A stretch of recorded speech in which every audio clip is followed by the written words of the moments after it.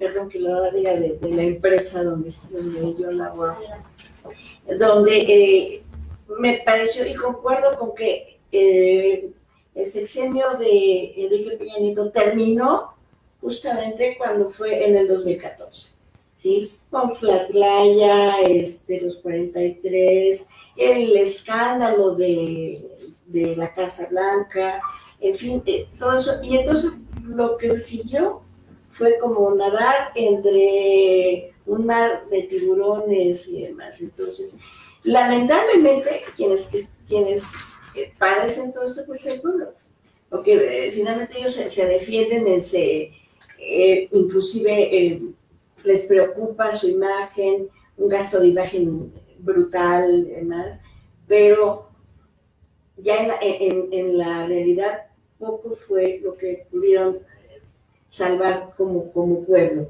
Y lo más grave, el número de muertos, que curiosamente en estos 5 meses de transición parece que se elevó de manera muy importante en estos 5 meses. Me parece que es un ajuste de cuentas, es un ajuste de ir como limpiando la casa y para ver que a ver que llega, pues no la vea tan tirada.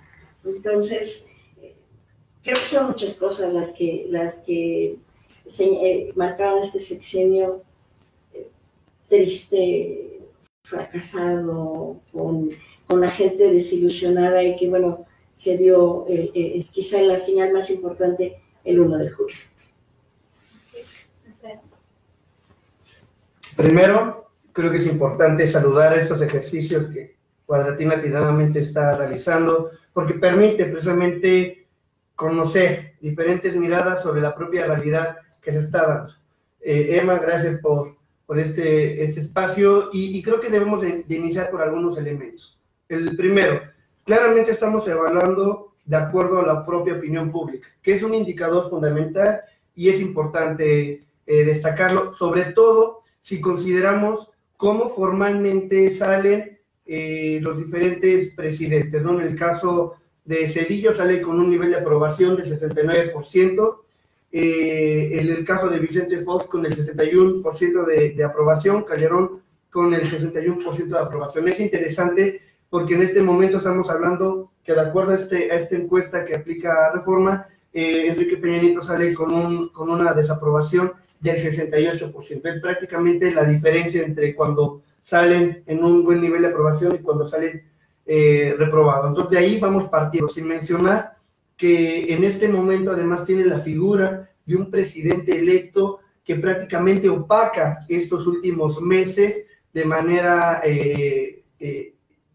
por no decir abrumadora, ¿no? Que es lo que se fue generando. Que además esos son otros de los elementos que se tendrán que revisar en algún otro momento, porque no puede haber lo que podremos llamar un vacío de poder actual, y lo que se da cuando alguien está, diríamos, ya teniendo plenamente el control y el dominio de la agenda pública. Son dos variables que no podemos omitir y que en un sistema político como el nuestro, que fue creado hace más de 100 años, ya no responde a la realidad actual. Ahora tenemos que replantear este funcionamiento. Estamos pensando que después del 1 de julio todo cambió, esa es una realidad, y más allá de que el Tribunal Electoral del Poder Judicial de la Federación entregó la constancia de mayoría, ya fue otro momento. A partir del 1 de julio, de la noche del 1 de julio, México era otro, y a partir de ese momento ya había prácticamente dos presidentes, pero uno que todavía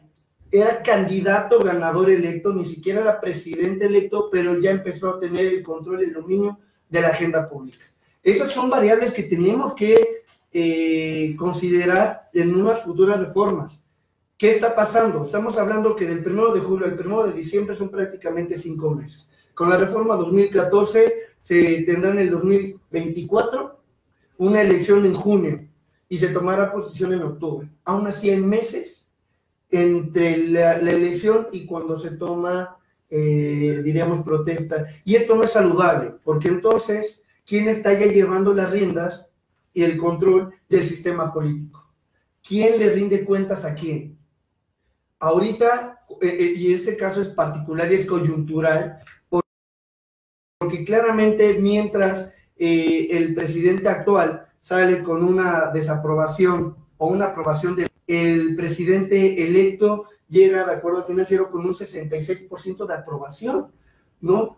Es decir, quien entra con un gran nivel de aprobación, quien sale con un bajo nivel de desaprobación, que además hay que tomar en cuenta otras variables, porque también ha pasado, lo mismo le pasó a Enrique Peña Nieto, lo mismo le pasó a Felipe Calderón Hinojosa, lo mismo le pasó a Vicente Fox, que entraron con niveles y con expectativas altas. También es cierto, llegaron con igual arriba del 60% de expectativas, de aprobación, con esa, diríamos, mirada de la población de esperar que el próximo gobierno le vaya bien. Entonces, estas son condicionantes que tendremos que ir tocando en otros momentos sobre los cambios necesarios y profundos al propio sistema político mexicano, porque claramente lo que está pasando en este momento es un vacío de poder, ¿no? Ya vendrán en otros momentos algunos elementos del análisis, pero sí me quedo con esta parte. Hay que revisar este punto específico. 2, precisamente este indicador, de acuerdo a la opinión pública, pues permite ver el resultado, no del 1 de julio, el resultado de 6 años, ¿no?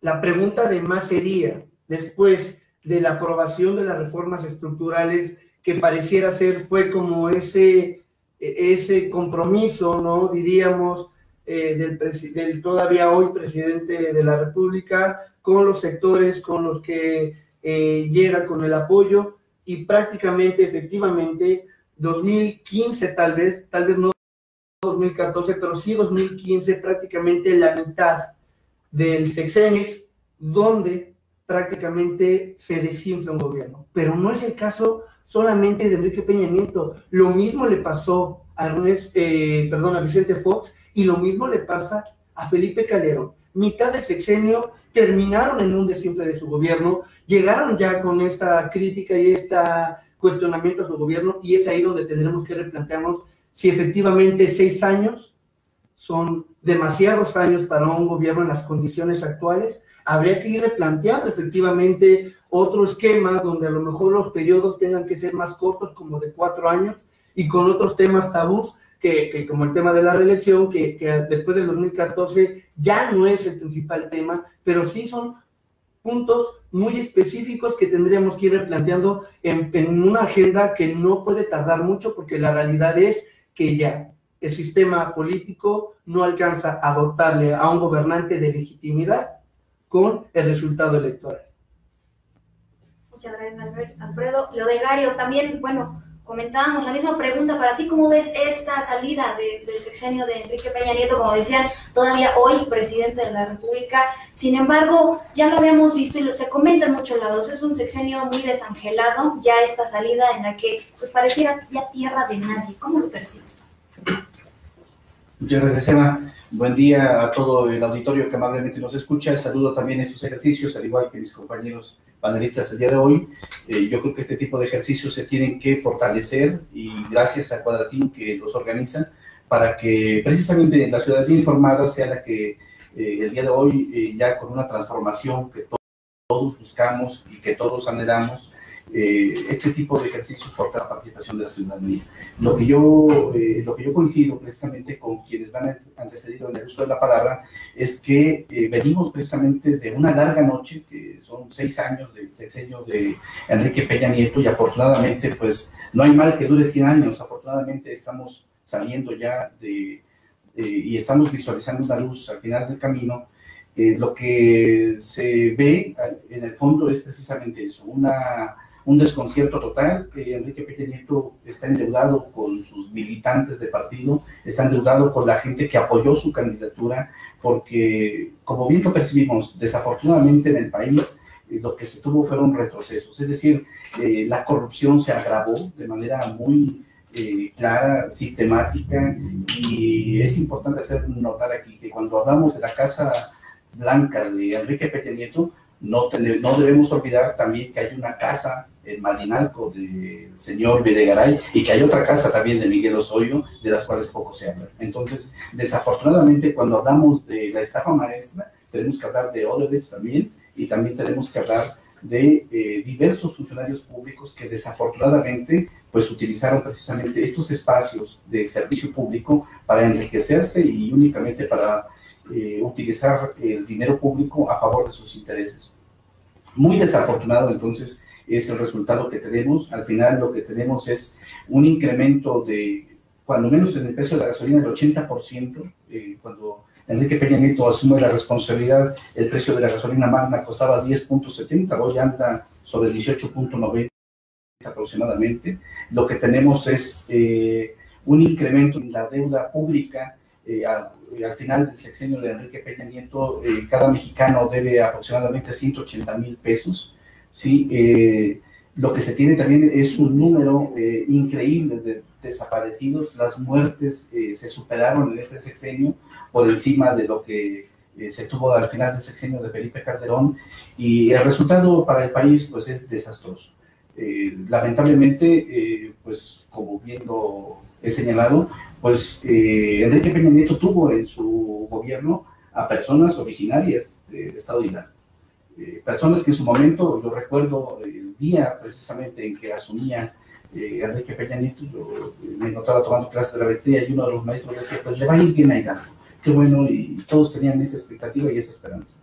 Al final no le fue bien a Hidalgo y tampoco le fue bien a México. El resultado está a la vista de todos. Yo creo que Enrique Peña Nieto se va por la puerta de atrás, con una desaprobación, como lo mencionaba Alfredo, de uno de los peores, casi el 70%, uno de los peores resultados por contarse a los gobiernos.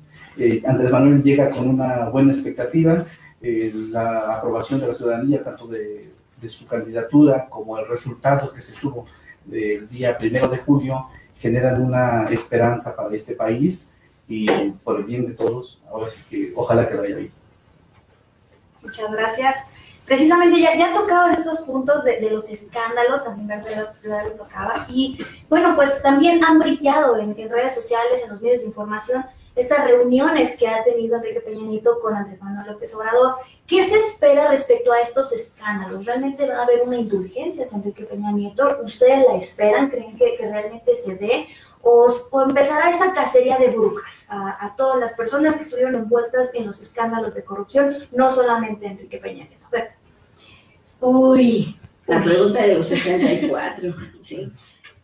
Pues mira, me parece que hay dos momentos. Un momento de campaña, de mucho escándalo, el presidente electo ahora, pues con esta bandera contra la corrupción y contra estos servidores públicos que se sirvieron del dinero público para esto y estos escándalos, ¿no? Ese es un primer momento. Luego un segundo momento donde ya como presidente electo dice, bueno, a ver, vamos a ver. Bueno, sí vamos contra la corrupción, pero no con mi amiguito Peña Nieto, ¿no? Entonces dice, bueno, a lo mejor podemos tener algunos acuerdos, esta idea de la amnistía y el del perdón y la idea como de pacificar a México, porque sí está muy violento. Quizá, si es el hecho de pacificar, pues sí, pero yo no veo en el pueblo en realidad un afán.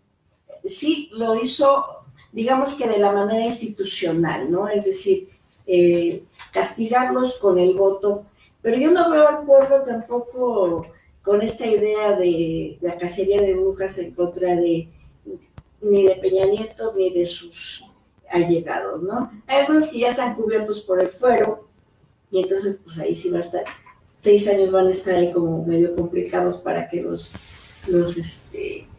les echen el guante encima, ¿no?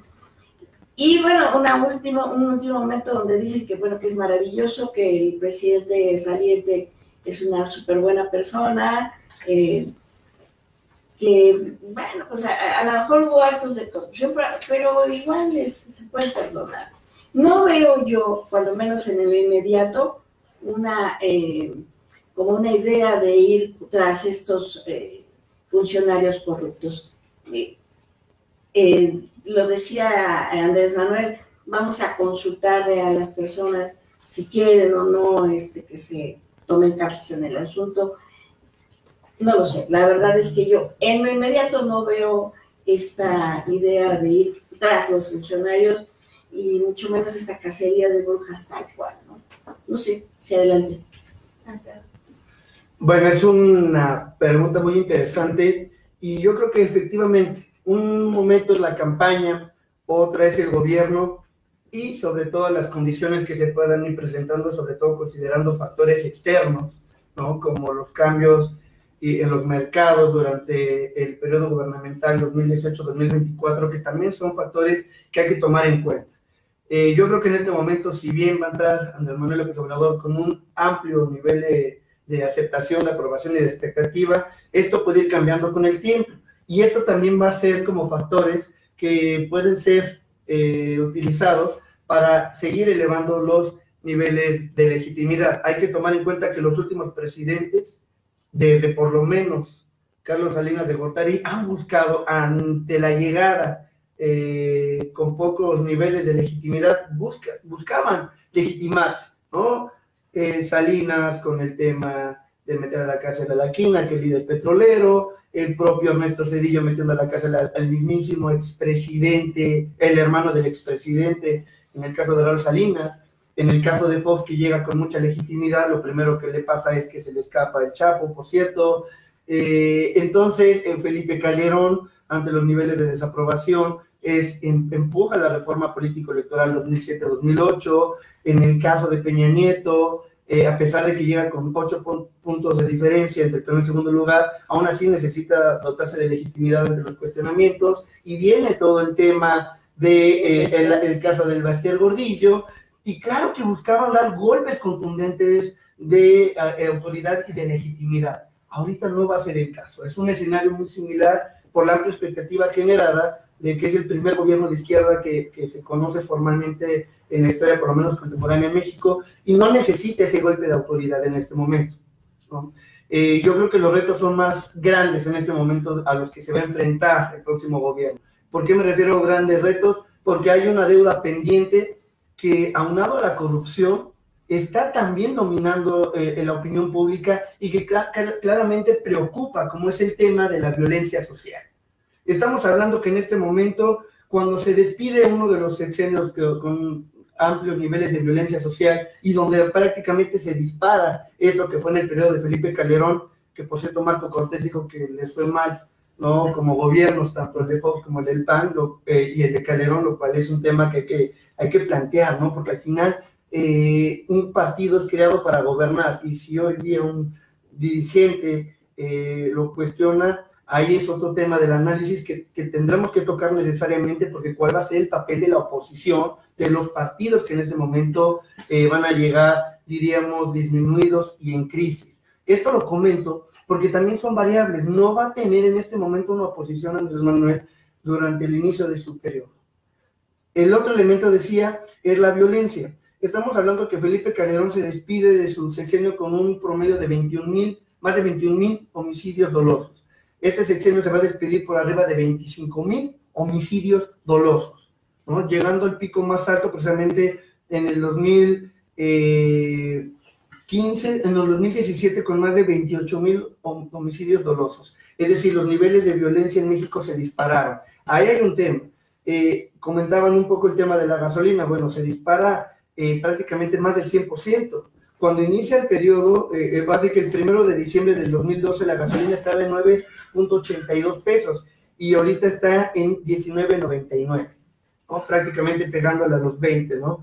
Estamos hablando que el dólar se deprecia drásticamente, ¿no? El dólar el 1 de diciembre del 2012 estaba en 13.78 y ahorita está en 20.55, sin mencionar el tema de la deuda pública, que también crece del 31% al 43%.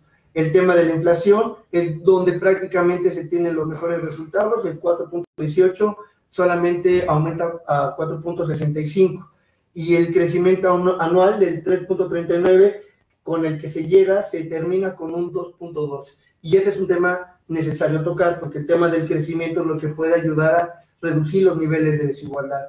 Claramente, en este momento hay algunos temas que creo están en primer lugar en la agenda, ¿no? El tema en la agenda no será en este momento una persecución contra los funcionarios del sexenio que hoy termina, porque realmente hay otros temas en la agenda que van a ser claramente determinantes, porque la opinión pública, porque la legitimidad, porque la aprobación de un gobierno, porque un buen gobierno no se va a ver porque esté un exfuncionario en la cárcel, está porque esté en mejores condiciones, porque su entorno esté en mejores condiciones, porque cuando salga a la calle no me roben, porque cuando vaya en el transporte público no me asalten, porque no me secuestren. Claramente esos son los temas. Entonces creo yo en este momento no está en la agenda. Yo no lo descartaría,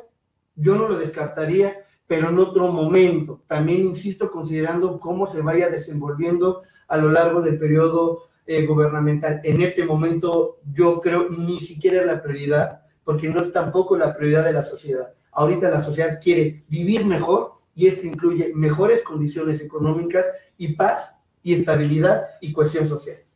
Gracias. Muchas gracias.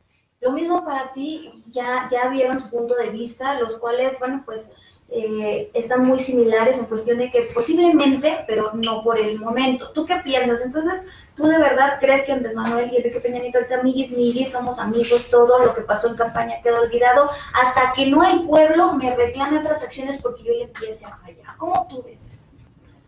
Bien, yo escuché atentamente la entrevista que Carmen Aristegui le hizo a Andrés Manuel López Obrador y el cuestionamiento fue directo. A ver, muchos de los que votamos por Andrés Manuel López Obrador o los que votaron por Andrés Manuel, pues lo que buscan es precisamente que estos actos de corrupción se terminen y se castiguen. Luego entonces, desde mi punto de vista, el planteamiento que hace Andrés Manuel López Obrador es sencillo y claro. Él manifiesta, a ver, tengo un compromiso frente a la ciudadanía que me eligió y si yo me dedico a perseguir a los expresidentes, a los exgobernadores, pues no voy a tener tiempo para aterrizar todos los proyectos que tengo para este país. Entonces, voy a ocupar mi tiempo precisamente a la persecución política, que es lo como han denominado cuando alguien es acusado de que toma un cargo público. Yo creo que personalmente no coincido con esa postura porque tenemos ya una fiscalía en la que se está trabajando y que esta se pretende que sea autónoma totalmente y que los hechos o actos que hayan generado precisamente un daño patrimonial al Estado, pues estos tienen que ser perseguidos por esa fiscalía que va a tener autonomía, que no va a tener dependencia del Ejecutivo y que si el Ejecutivo tiene una política pública, pues con independencia de esa política pública que se vaya instrumentando durante el sexenio, pues la Fiscalía tiene que hacer su trabajo. Yo creo que todos los hechos de corrupción se tienen que poner en conocimiento de la autoridad, en este caso del Ministerio Público, para que sea el Ministerio Público quien lleve a cabo las investigaciones y, dado caso, se afincan responsabilidades. Pero hay otro tema también que debemos de tomar en cuenta. Lo que dice Andrés Manuel es, con independencia de que si nosotros denunciamos y después se judicializan estos asuntos, porque realmente las penas, como está configurado el sistema actual, pues no son penas, no son delitos graves,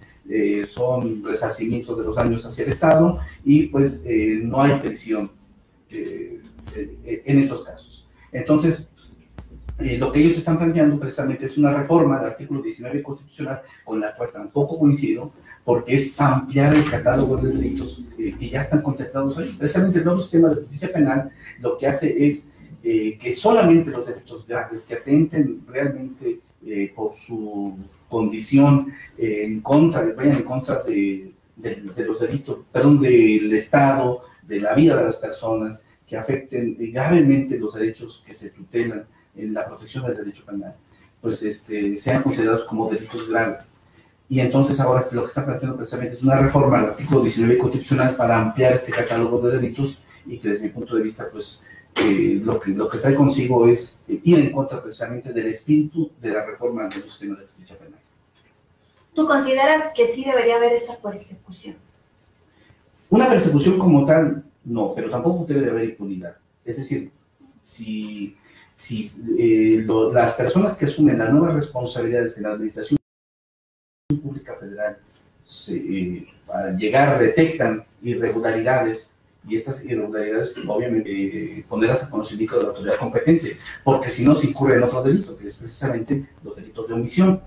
Entonces hay que ponerlos en conocimiento y que la autoridad en su momento pues determinen lo que derecho procede. A ver. Sí, yo creo que efectivamente, creo que es la misma sintonía. No va a haber una persecución de inmediato, pero aquí la clave efectivamente tendrá en construir instituciones fuertes. Es algo que no ha tenido México, es instituciones fuertes.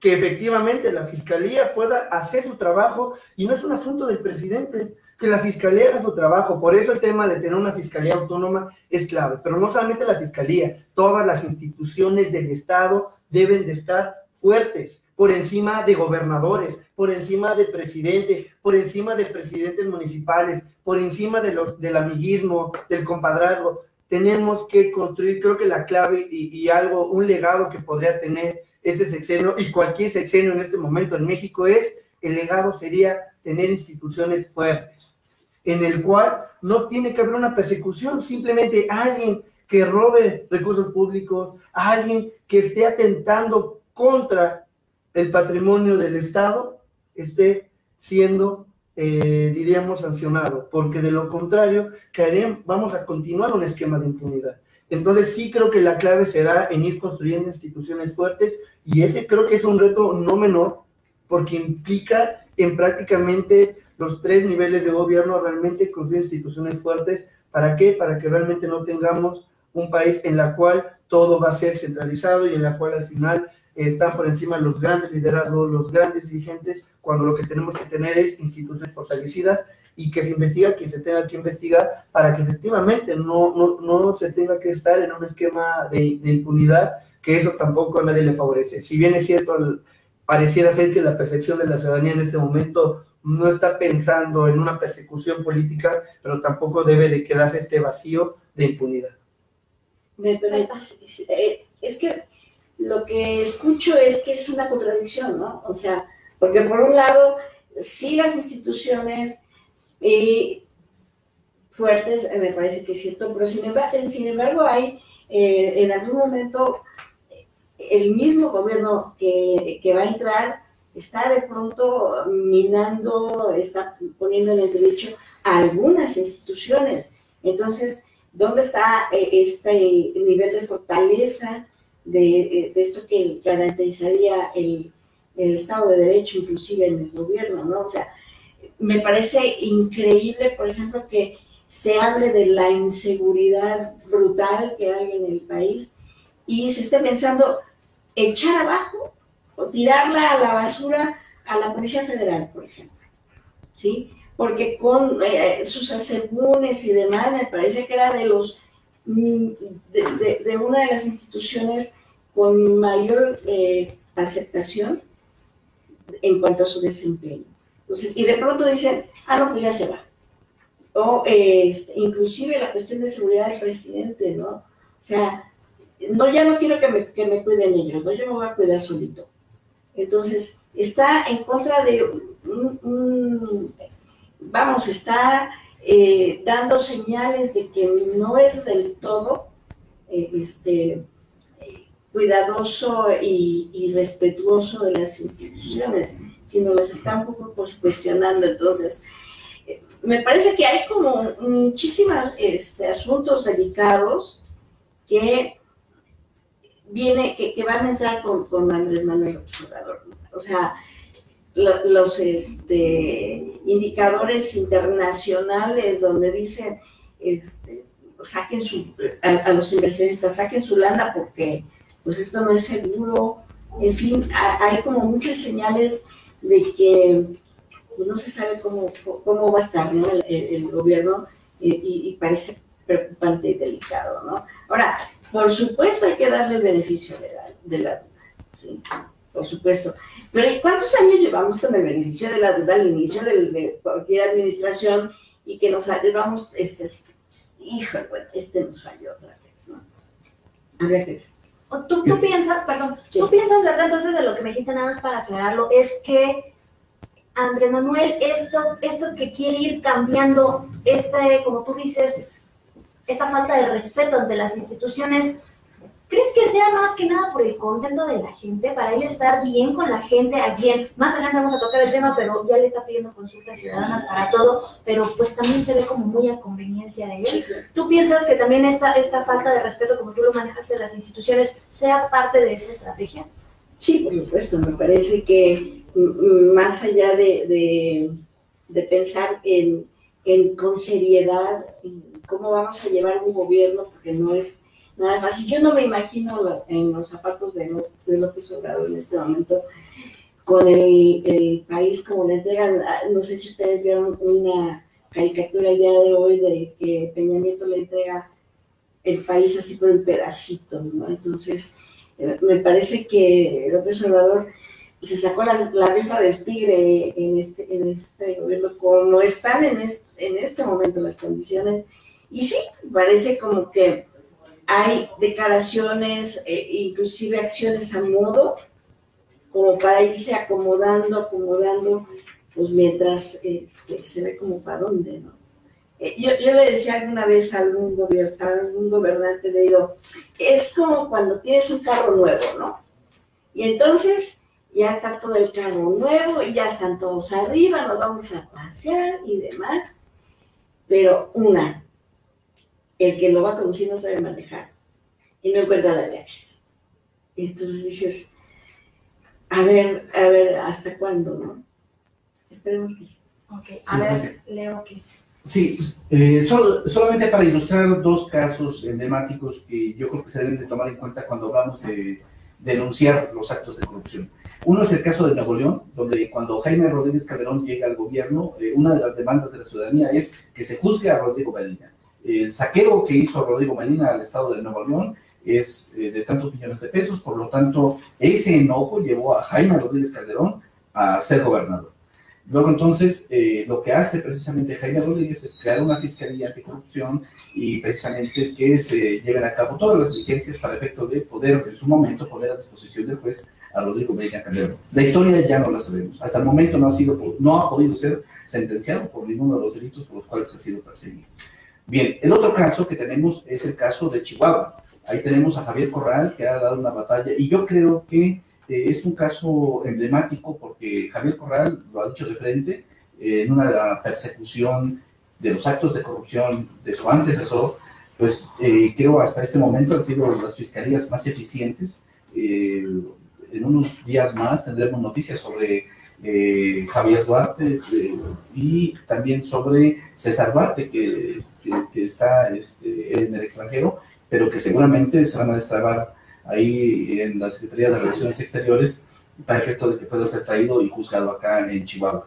Y yo creo que Javier Corral va a dar mucho de qué hablar porque aparte ya también pues existe denuncia en contra de servidores públicos del ámbito federal. Entonces, yo creo que Andrés Manuel debe de retomar estos dos casos. En el caso de Jaime Rodríguez Calderón, que desafortunadamente no ha podido cumplir una de sus promesas de campaña, y en el caso de Javier Corral, donde desafortunadamente pues hasta ahorita existen trabas, pero por parte del gobierno federal para poner a disposición de ellos a César Duarte. Yo creo que estos dos casos debemos de tomarlos como parámetros, ¿sí? Para poder establecer. Es conveniente ir hacia la denuncia de estos hechos de corrupción. Pues yo no me imagino a una Rosario Robles gozando de plena impunidad y por el perdón de quien llega a asumir la presidencia de la República. Yo creo que el daño al erario público que se ha hecho tanto en SEDATU como en Cedesol ha sido muy grave, particularmente porque son dependencias que se encargan de administrar recursos hacia las zonas más desfavorecidas. Entonces, yo creo que estos actos de corrupción deben de ser investigados y desde luego quienes tengan responsabilidad penal, pues deben de asumir esa responsabilidad penal. Muchas gracias. Precisamente ya nos empezamos a involucrar más, como bien lo vimos, ¿no? En esto a Andrés Manuel López Obrador, y dejamos de lado nuevamente desangelado Enrique Peña Nieto, que precisamente ya estos últimos meses no ha brillado. Así que, ¿cómo ven la toma de protesta el día de mañana? ¿Realmente creen que será en total calma, con un arcoíris dentro, donde todos están tranquilos y contentos porque ya se siente esta nueva esta nueva era de esperanza de los mexicanos? ¿O será como todas las tomas de protesta donde habrá trifulca y algunas personas en descontento, verdad? Uy, como son muy poquitos, o sea, los que pueden estar en descontento, digamos, en el ámbito político, en esta idea de que todos aman a todo lo que lo quieren y demás, no lo sé, me parece que cuando menos en los hechos se espera una tersa transición, una entrega maravillosa de la banda presidencial y demás. Sin embargo, yo no descartaría que hubiera pues, grupos de la oposición que cuando menos hicieran algo de ruido, ¿no? Y que me parece que sería sano, ¿no? En un momento dado, porque pues entonces la oposición, ¿qué lugar ocuparía justamente como oposición? Entonces, sí, creo que va a ser de fiesta porque, bueno, con este nivel de aprobación con el que llega el presidente y con este nivel de votación y con esta aplanadora que tiene casi en todo el país, pues sin duda será un día de fiesta, ¿no? Da el caso de Querétaro, que ya hasta le hicieron una escultura y el hombre que mandó hacer estas esculturas, don Rutilio, sí, ya dijo que en el momento mismo, de manera simultánea, en el momento mismo que le estén imponiendo la banda presidencial, él se la va a imponer a la escultura que está en las afueras de Querétaro. Entonces, bueno, eso habla justamente de esta euforia por esta transición. Sin embargo, bueno, ¿qué le pasó a Calderón, no? O sea, para que tomara posesión estuvo muy, muy violento el asunto y Peña Nieto, pues por ahí iba el mismo asunto, ¿no? Entonces, pero como ahora son menos, pues sí, va a estar medio complicado.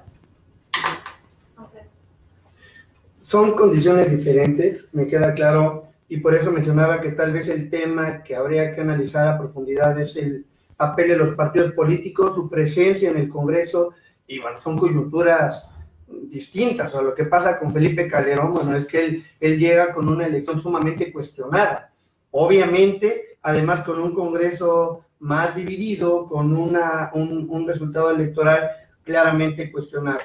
Que pasó en el 88 también, cuando toma posición Salinas, que a lo mejor no hubo ese conflicto por ponerse la banda apresuradamente como ocurrió aquel 1 de diciembre del 2006, ¿no? Cuando prácticamente Felipe Calderón solito se pone su banda presidencial, ¿no? Él mismo, ¿no?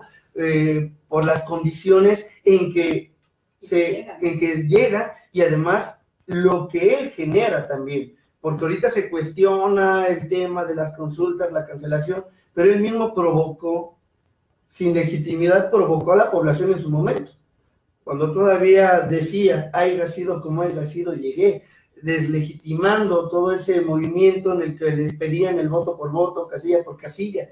Esos son elementos también que van polarizando, pero polarizando cuando tienes un nivel de legitimidad muy limitada, como fue en el 2006, ese es el resultado en la toma de protesta, de posesión. En este momento va a ser diferente porque claramente el partido en el poder, bueno, va a estar su presidente, ¿no? Quien le va a entregar la banda al presidente electo, donde la mayoría es en la Cámara es del partido del presidente.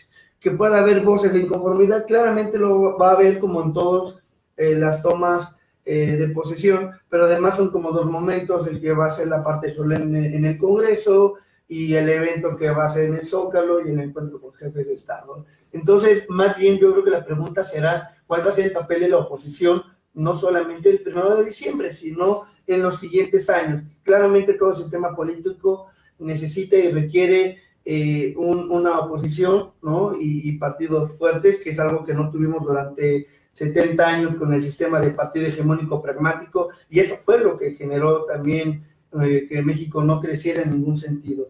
Ahora lo que vendrá es precisamente una oposición que, insisto, llega en crisis, una oposición que todavía no define cuál es el rumbo que va a tomar a partir del 1 de diciembre, donde todavía pueden tener todavía otro tipo de crisis, de rupturas, donde algunos que en su momento eran una oposición fortalecida, ahora serán una minoría, ni siquiera primera minoría. Entonces, creo que por ahí va a venir el tema. Yo sí creo que el nuevo periodo que se avecina, bueno, estará marcado mucho por lo que suceda el 1 de diciembre, que insisto, no, en este momento todo apunta a que va a ser un tema donde bueno, hasta las críticas que hacían de quienes acudían como jefes de Estado sumamente fuera de contexto y que realmente no eran la parte importante del proceso de toma de decisión. Yo creo que por el contrario, yo creo que lo que viene en este momento y lo que tendremos que seguir apuntando es en que si ahora, sin ser todavía gobierno, sin ser presidente en funciones, marcó la agenda y empezó a cumplir ciertos compromisos de campaña. Y movía, y las miradas eran para lo que él decía, sabían que se iba a hacer. Y a partir de mañana, otra vez lo que se diga, las miradas van a ser cuál va a ser el efecto inmediato, porque saben que va a tener un efecto, ¿no?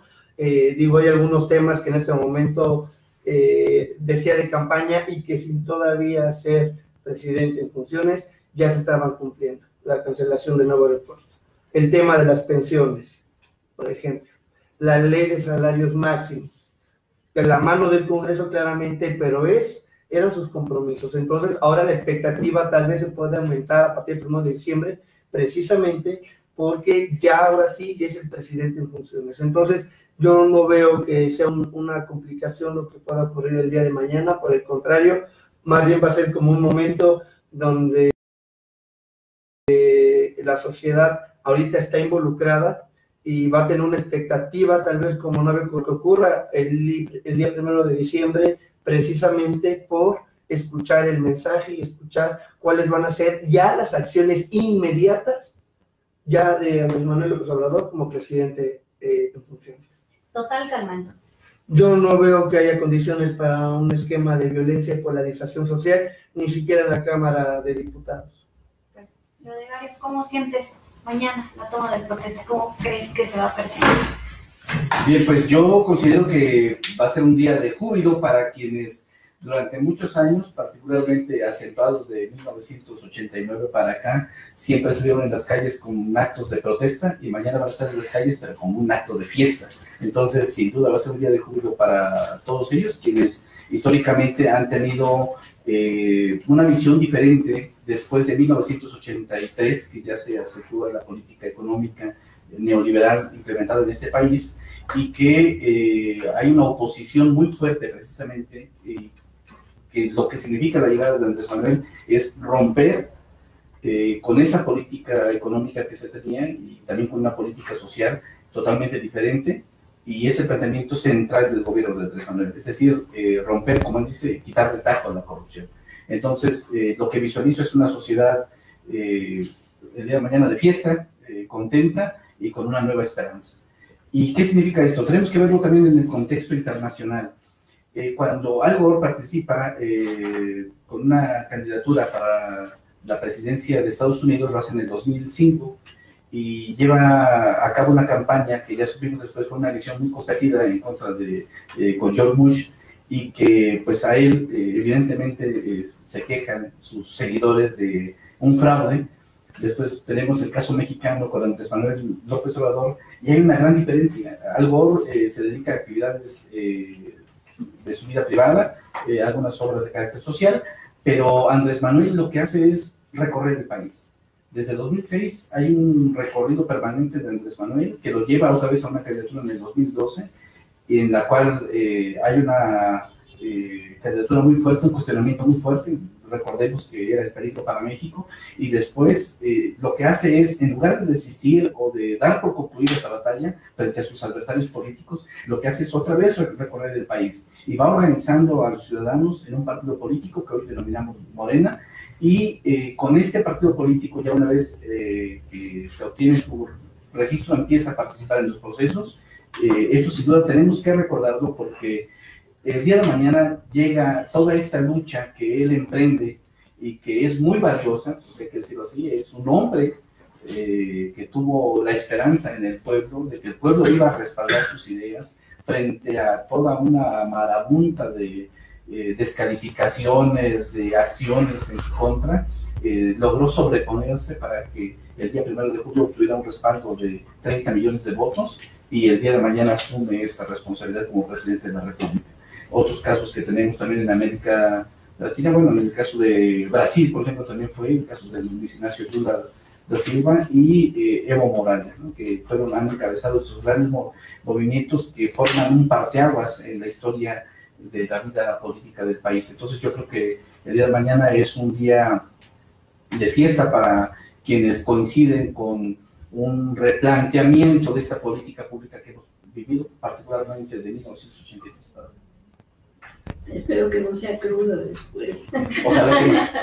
Bien lo comentaban ustedes que, bueno, pues la mayoría, como todos lo sabemos, pues es morenista, se espera una calma. Sin embargo, también hemos visto que la mayoría de los morenistas son un poco intolerantes, que se han manifestado donde hay una poca contradicción, digamos, porque es una minoría las personas que se encuentran en contra de algunas de lo que propone el partido de Morena. Sin embargo, se ha visto que reaccionan de una forma pues exagerada, ¿no? Los morenistas con ese fanatismo, al grado que incluso Andrés Manuel López Obrador les ha llamado la atención y ha dicho, por favor, contrólense, esto no es lo que yo quiero. Pero en el caso de que hubiera esta manifestación de los contrarios, de las personas que no están tan de acuerdo, ¿realmente creen que los morenistas van a actuar bajo total calma, van a estar tranquilos esperando a ver qué es lo que sucede, o reaccionarán como se ha visto en diferentes ocasiones en las que se van directamente al rechazo, a la intolerancia ante pues, las diversas formas de pensar?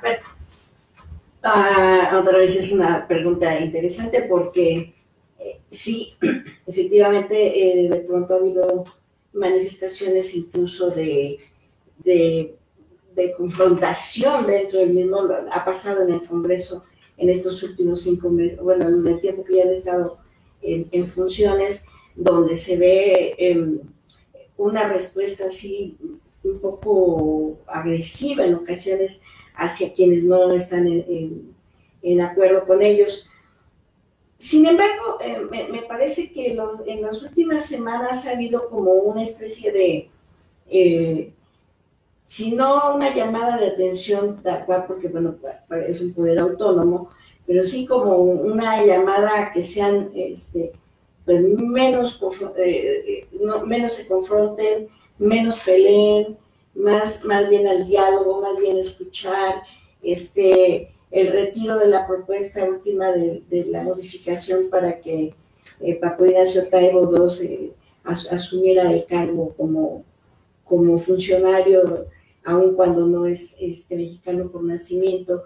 Entonces, habla de que de alguna manera yo creo que como que todos están avisados, ¿no? A ver, vamos a portarnos bien, no demos la nota, seamos tolerantes, que la confrontación sea más bien parlamentaria, que sea más de diálogo, más de discusión en lugar de la pelea. Pero bueno, todo puede pasar en este momento. Ya me parece que digamos que los grupos morenistas fueron siempre muy contestatarios, ¿no? Pero ya de veces de pronto de manotazo cuando no estaban de acuerdo conmigo, ¿no?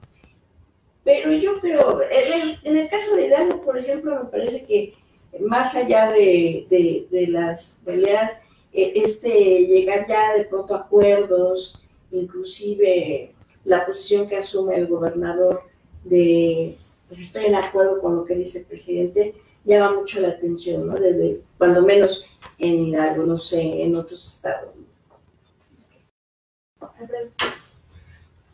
Bueno, definitivamente es un tema que se puede tocar y emplear, pero formalmente la intolerancia viene de izquierda o de derecha. No hay como un tema de que nada más los de Morena son intolerantes, porque tan intolerantes son los de derecha, los que están en el poder. Al final tiene que ver con una formación social que tenemos que ir deconstruyendo, ¿no? Esa parte, es más reaccionaria la derecha en muchos sentidos y así ha sido. Entonces, yo creo que es un tema que tendremos que ir replanteando, de ir construyendo una sociedad basada en el respeto, en la tolerancia y en la inclusión social. Eso es un tema que se tendrá que ir construyendo y yo creo que por ahí ya se irá tocando el tema de las consultas, cuál es la importancia y cuál va a ser el papel, porque se podrá descalificar o no, pero bueno, tiene que ver con incluir a otros sectores que en otros momentos han sido excluidos del proceso de toma de decisiones, y eso lo tendremos que apuntar.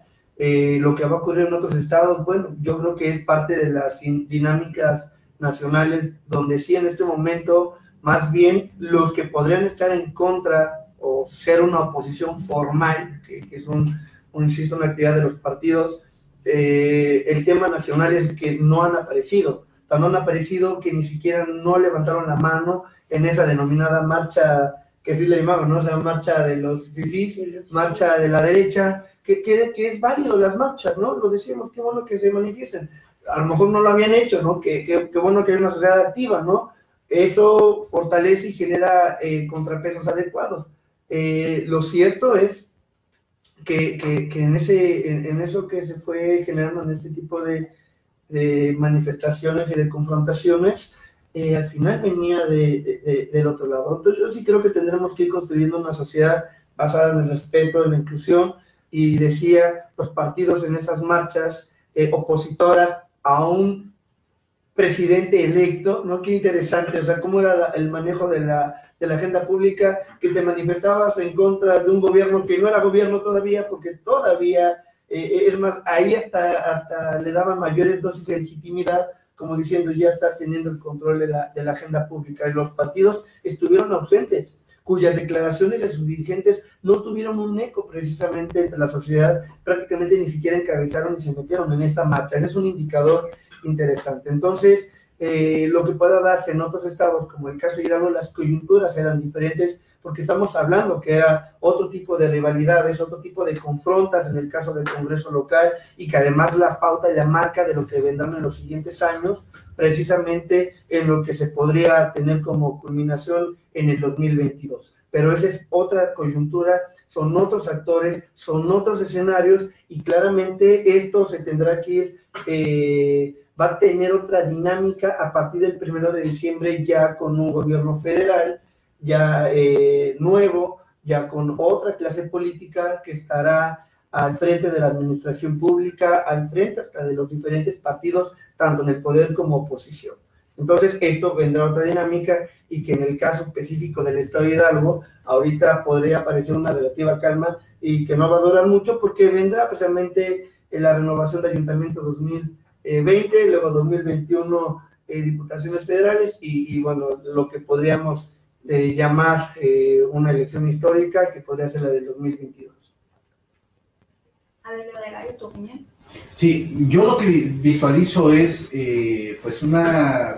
visualizo una confrontación más adelante, porque los grupos adversarios a Andrés Manuel, pues están ahí, están vigentes, políticamente nadie muere, ¿no? Ellos se van a reintegrar, y como lo hemos visualizado también en América Latina, ¿no? El caso de Chile ya hace tiempo con Salvador Allende, el caso de Chávez en Venezuela, hoy de Maduro también, el caso de Evo Morales, quienes han enfrentado una oposición muy fuerte, que sale a las calles, como lo comenta Alfredo, sale a las calles a protestar, sale a las calles muchas veces a hacer actos muy fuertes en contra del gobierno, y que desafortunadamente a veces hay esa pérdida de vidas. Entonces, yo espero que los mexicanos tengamos sensatez y prudencia y no lleguemos a esos extremos.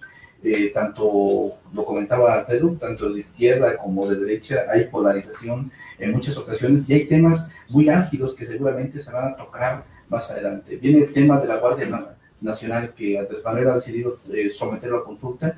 Quienes simpatizamos con las ideas de izquierda, pues no coincidimos muchos con esta propuesta de que se construya una Guardia Nacional a partir de la participación del Ejército, por ejemplo.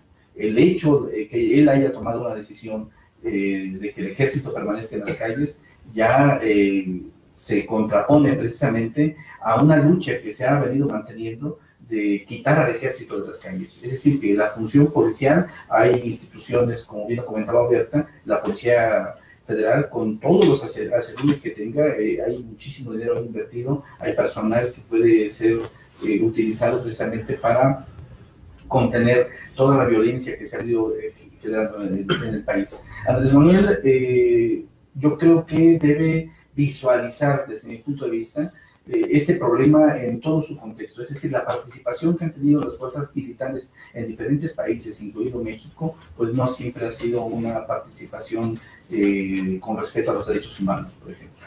Es algo que siempre se ha cuestionado y que está presente ahí. Entonces, son temas muy relevantes que seguramente más adelante van a venirse tratando, en los cuales el Congreso de la Unión tendrá una participación sumamente importante, y que los grupos adversarios hacia Andrés Manuel, pues ahí van a estar. Entonces tenemos que tener mucho cuidado con eso y esperemos que la polarización en la sociedad no siga y que no llegue a niveles como otros. En otros países se han tenido las experiencias, ya lo comentaba, de Venezuela, Bolivia, Ecuador también con Correa.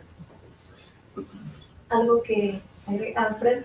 Sí, yo creo que además es un tema que hay que replantear. Claramente con el tema de la Guardia Nacional, muchos nos coincidimos por un tema precisamente sobre derechos humanos y lo que puede implicar el ejército en las calles.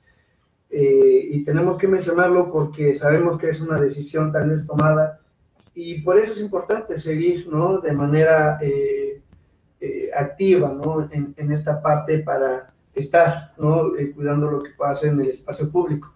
Lo cierto es que también hay que ver la realidad y la parte pragmática que los gobernantes tienen que tomar. Estamos hablando que en este momento el tema de la seguridad es un problema grave, donde además se minimizó, porque ni siquiera hubo una secretaría, una subsecretaría de seguridad pública durante 6 años. Eso habla de la gravedad del asunto. Estamos hablando de 25,000 homicidios por cada 100,000, ¿no? Es una tasa amplia de homicidios en México, y esa es claramente, insisto, es la parte pragmática y que lamentablemente los gobernantes, en este caso el presidente electo, tomó la decisión de la Guardia Nacional, y también es cierto que habrá que hacer un diagnóstico profundo en las diferentes instituciones policíacas que sabemos que no están realmente preparadas. O sea, decimos, estas están mejor, pero no es lo que quisiéramos, ¿no? Cuando vemos los niveles de confianza ciudadana, por ejemplo, retomo tan solo el informe País, donde los principales el descrédito social más grande se reflejaba en partidos, en los políticos y en la policía.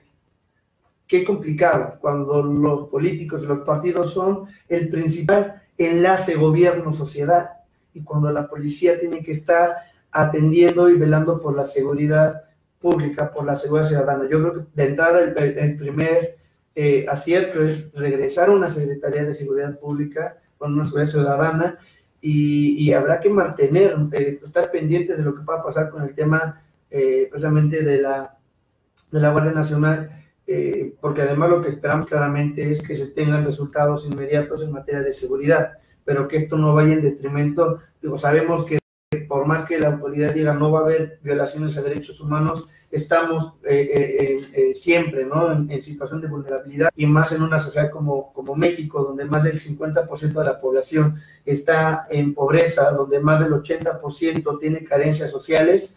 Entonces claramente hay sectores y focos de vulnerabilidad que habrá que cuidar, pero sí me queda claro que el tema y el reto pareciera ser en este momento también va por la mano de la seguridad, y por eso hago como esta remembranza con el tema de las instituciones. Pues ahí son instituciones que tienen que fortalecerse, como el caso de la seguridad pública.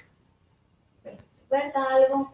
Sí, hay de pronto me parece que hay una sensación, sobre todo con esta cuestión de la Guardia Nacional, donde no está del todo claro. Bueno, sí, lo planteo, pero bueno, voy a preguntar si le interesa, qué opina.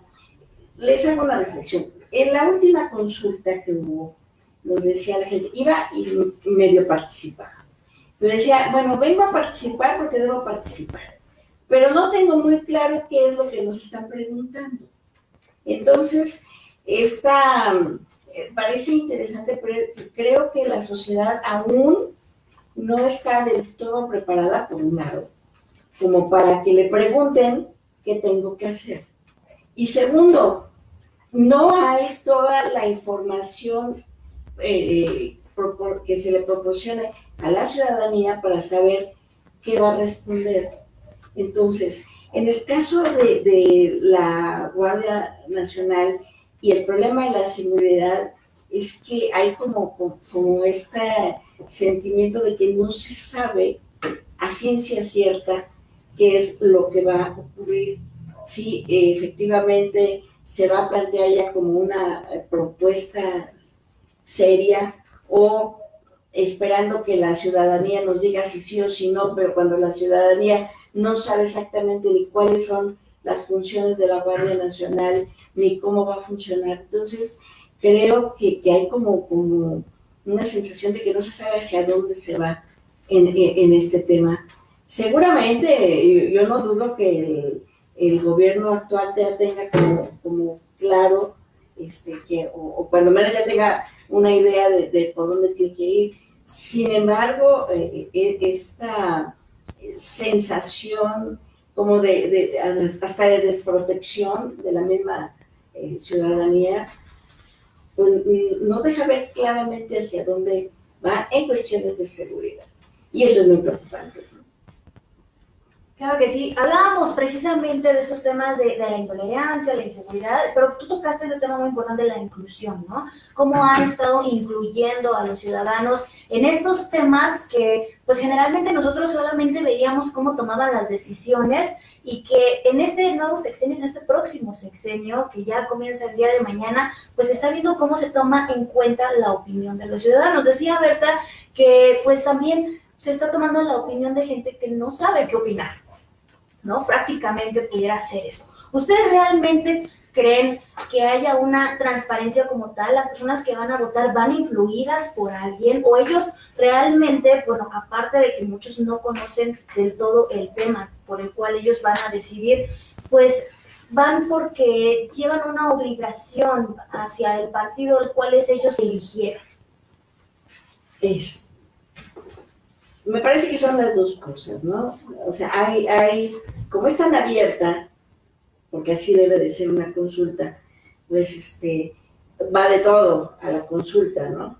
Entonces, hay seguramente sesgado, o sea, curiosamente decían en la consulta por lo del aeropuerto, decían, pues yo voto, pero no soy especialista en aeronáutica. Y entonces dije, está bien, ¿no? Ok. Entonces, creo que hay como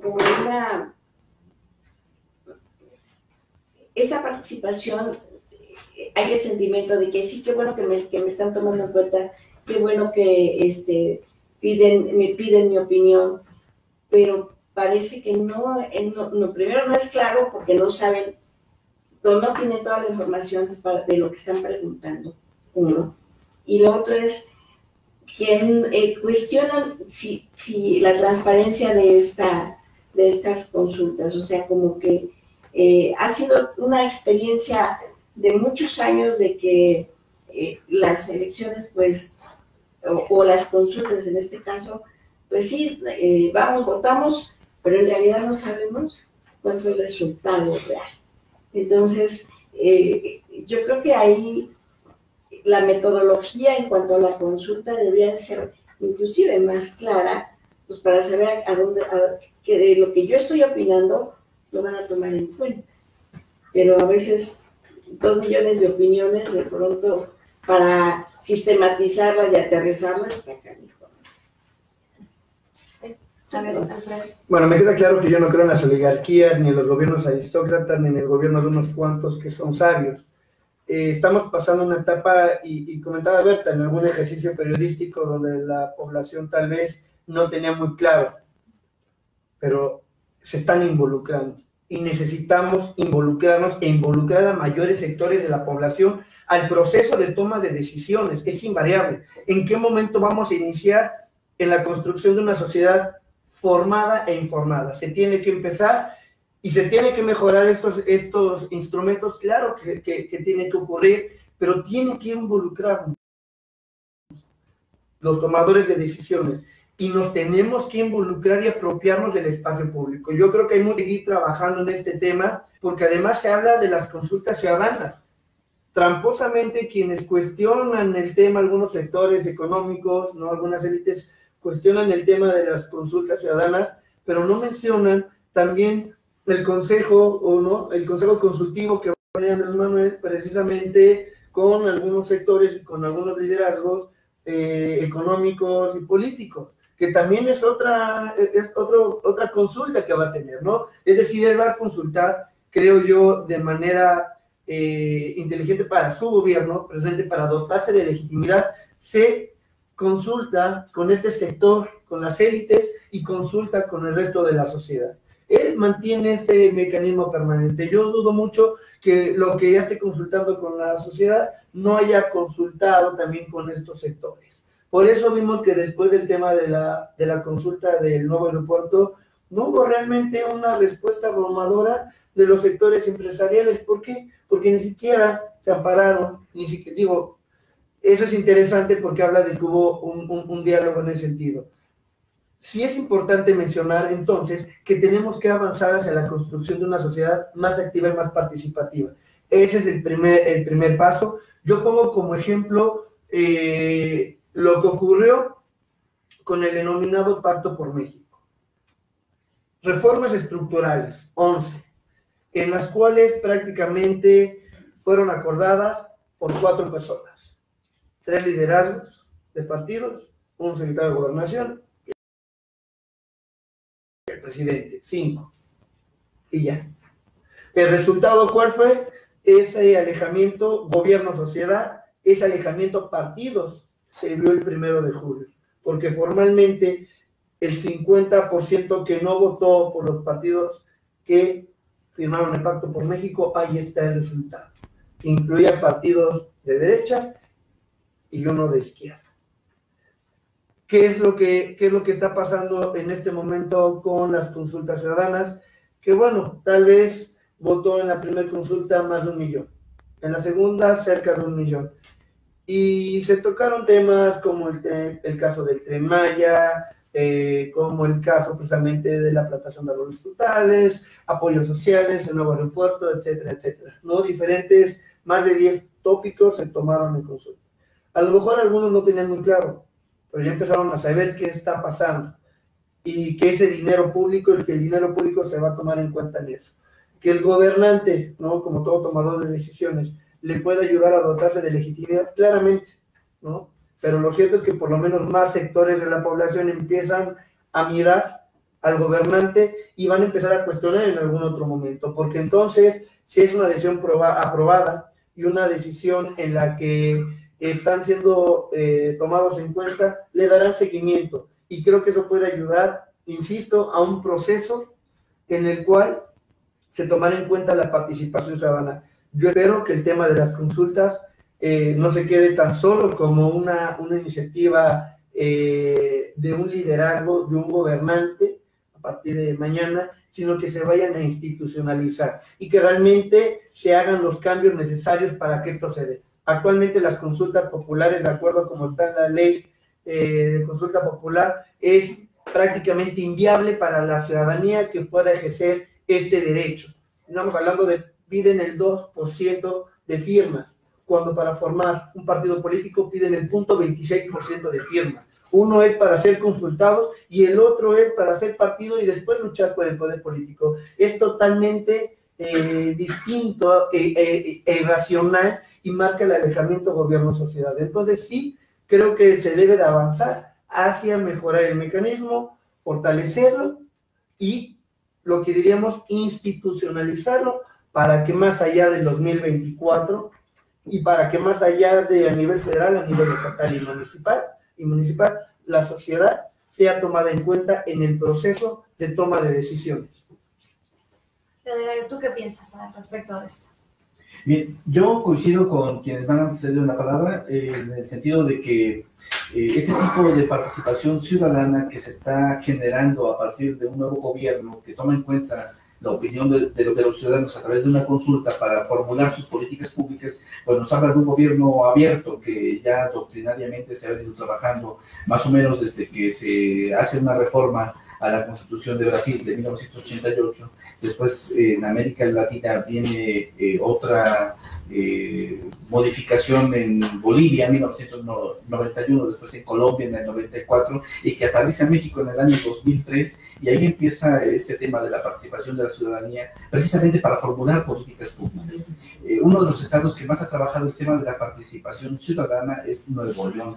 Entonces, debemos de tomar ese tipo de ejemplos para que cuando menos en las entidades federativas se vaya regulando también ese tipo de mecanismos, que cuando menos en Hidalgo está la ley de participación ciudadana, más o menos desde el año 2012, si no estoy equivocado, aproximadamente, más o menos, pero ese tipo de instrumentos que prevé precisamente el plebiscito, referéndum, iniciativa popular, pues son mecanismos que desafortunadamente no hemos aprovechado y que las autoridades tampoco han instrumentado de manera efectiva, ¿no?, para llevar la participación de la ciudadanía a temas coyunturales de decisión de políticas públicas. Entonces, lo que mencionaba Alfredo sobre el punto de que hay gobiernos que cuando aún no asumen su responsabilidad y ya formaron una agenda, pues este es uno de ellos, ¿no? El hecho de que Andrés Manuel López Obrador, antes de que asuma esa responsabilidad, haya realizado 2 consultas, marca ya un parámetro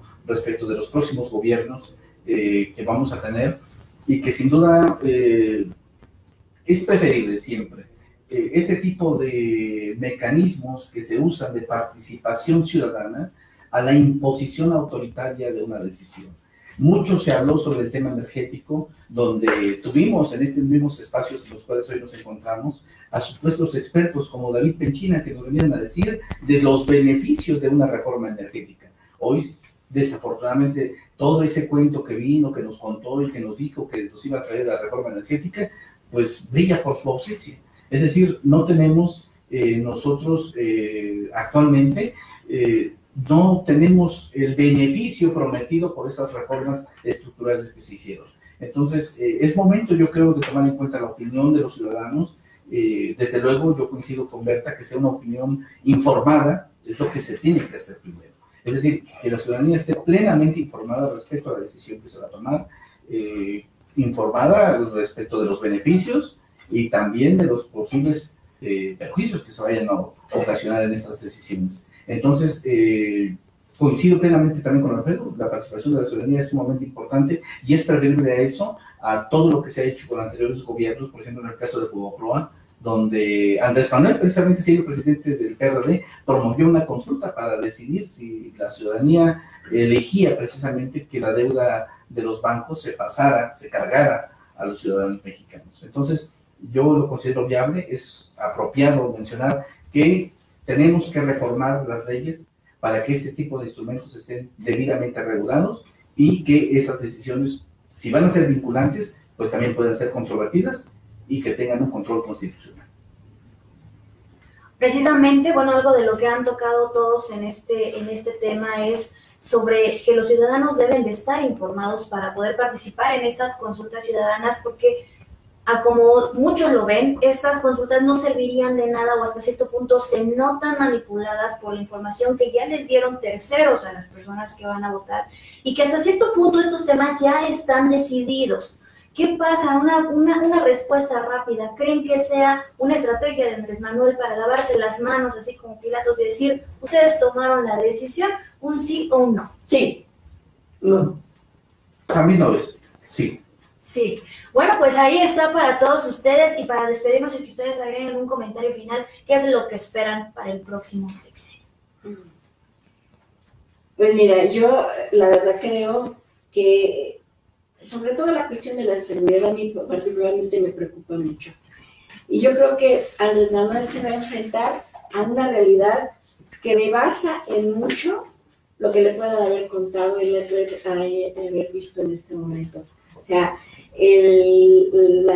enfrentarse a la realidad, porque alguien decía, sí es muy padre estar desde la oposición señalando y denunciando, pero ya cuando te toca estar del otro lado, canijo. Entonces me parece que la realidad misma puede inclusive rebasar las expectativas del mismo presidente.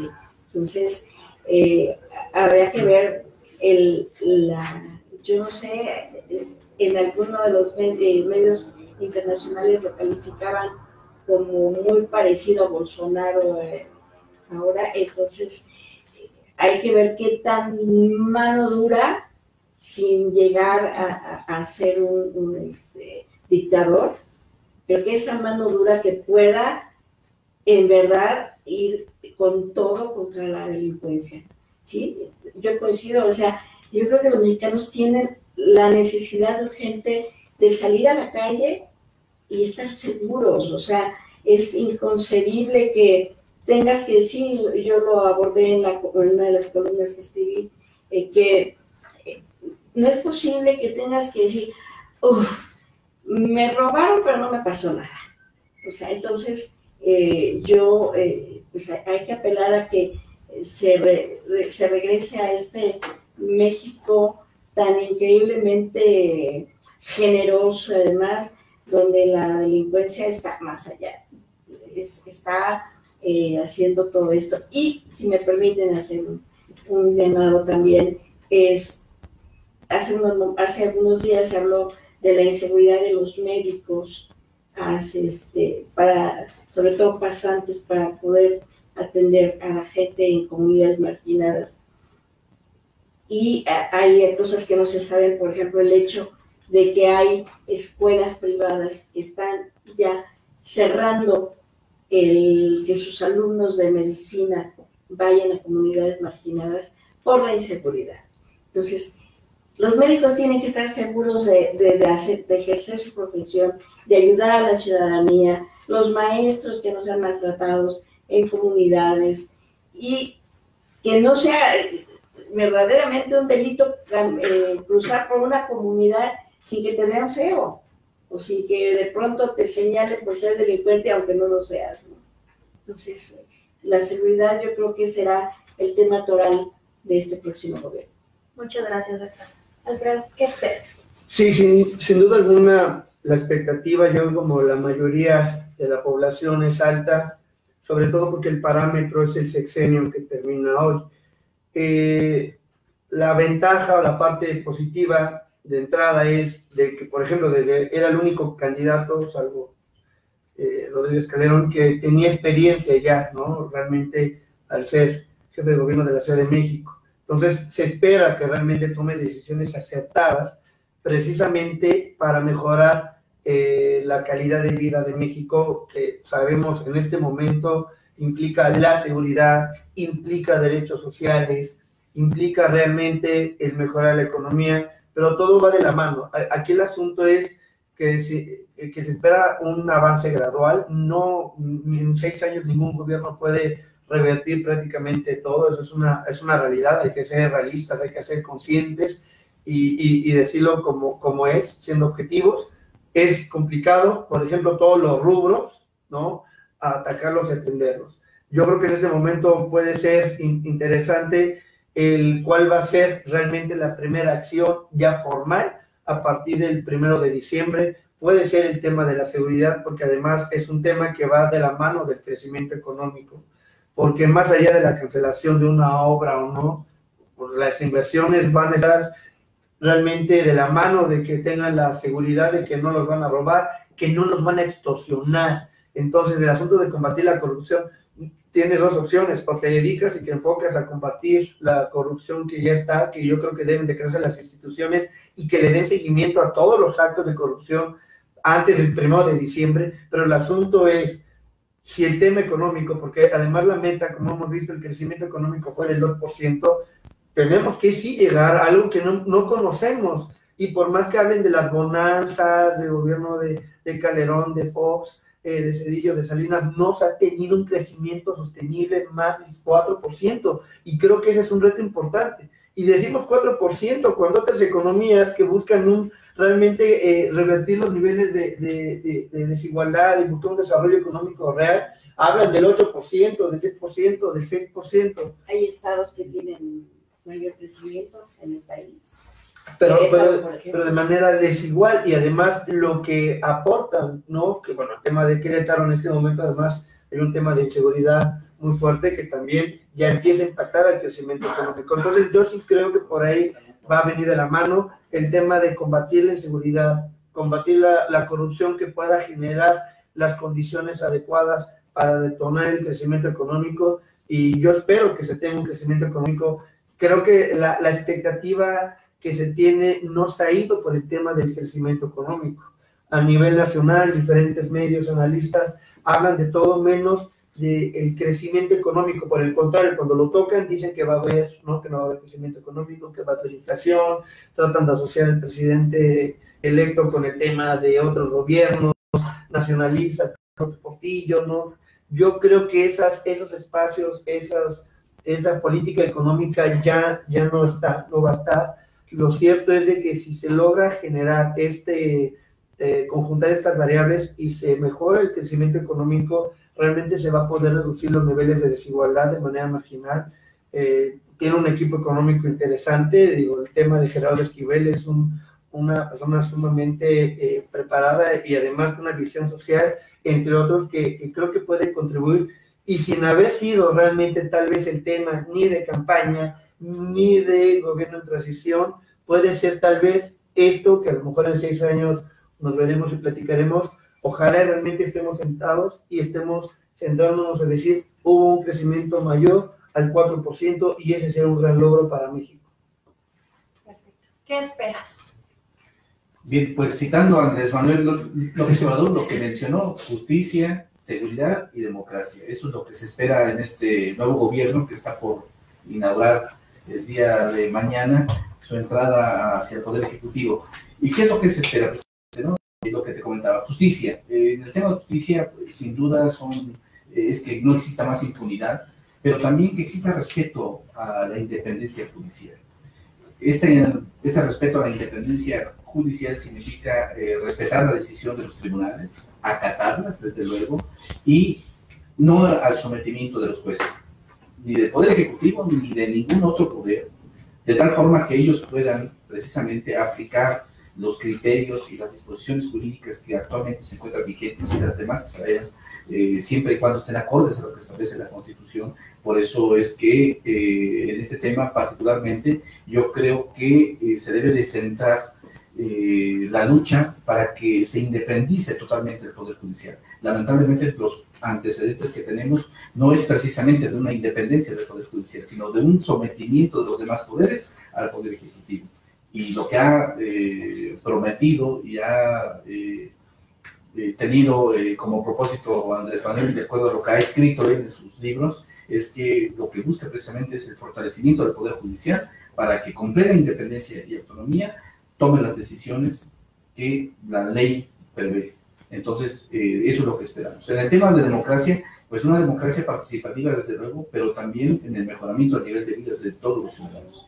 Y eso incluye, desde luego, las políticas públicas que se están implementando y que yo creo que Andrés Manuel, una vez que asuma el poder, y en esto tendremos que revisarlo con posterioridad, pero yo creo que a los 3 años, después de que asuma el poder, estará todavía con un nivel de evaluación mucho más alto, porque las políticas públicas precisamente van a permear en la sociedad. Y entonces, todos estos esquemas de participación ciudadana que se están planteando desde ahorita, yo creo que en 3 años estarán fortalecidos totalmente, ya regulados a través de las disposiciones jurídicas que en su momento van a irse generando a través de los congresos. Y en el tema de seguridad, lo que comentábamos es precisamente un mejoramiento, una disminución, desde luego, en los índices altos que tenemos actualmente de homicidios, de desapariciones, y lo que no queremos, desde luego, son más ayotzinapas, más tlatlayas, tampoco queremos más casos de corrupción como los emblemáticos que hemos tenido en este sexenio que está por concluir, y yo creo, desde luego, que hay una esperanza al final del camino, y esa es la manifestación casi unívoca de los 30 millones de votos que obtuvo Andrés Manuel López Obrador. Una esperanza de un mejor país, de una mejor relación entre ciudadano y gobierno, y desde luego también pues una participación amplia de la ciudadanía a favor de todas esas causas que desafortunadamente hemos tenido que padecer durante estos 6 años que ya están concluidos. Agradecemos aquí en Cuadratín Hidalgo la participación de Lodegario Hernández Cortés, abogado en materia electoral, y por supuesto de Berta Alfaro, periodista, de Alfredo Alcalá, politólogo. Muchísimas gracias. Gracias a todos ustedes, @Cuadratín_HQ en Twitter, @Cuadratín.hidalgo en Facebook. Así nos localizan todo a través del portal en línea. Usted ya nos conoce. Nos vemos a la próxima. Mi nombre es Emma Saco. Muchas gracias. Gracias. Sí.